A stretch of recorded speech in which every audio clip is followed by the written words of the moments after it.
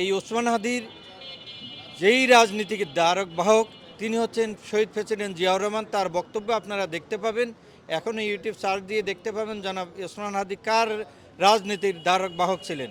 তিনি ছিলেন শহীদ প্রেসিডেন্ট জিয়াউর রহমানের ধারক বাহক, তিনি ছিলেন বেগম খালেদা জিয়ার রাজনৈতিক ধারক বাহক, তিনি ছিলেন শহীদ জনাব তারেক রহমানের রাজনৈতিক ধারক বাহক। আজকে যারা ওসমান হাদিকে পুঁজি করে একাত্তরের মতো যেমন শেখ হাসিনা এবং আওয়ামী লীগ একাত্তরের চেতনাকে বিক্রি করেছিল, আজকে একটা গোষ্ঠী ওসমান হাদির রাজনৈতিক ক্যারিয়ারকে এই পুঁজি করে সেটাকে বিক্রি করে বাংলাদেশের রাজনীতি করতে চায়। তাদের নিজেদের অস্তিত্ব নাই বিদায় তারা একবার এক একজনের উপর সওয়ার হয়, কখনো বিএনপির উপর, কখনো এনসিপির উপর, কখনো বর্তমান সরকার এই ডক্টর ইউনূসের উপর সওয়ার হয়।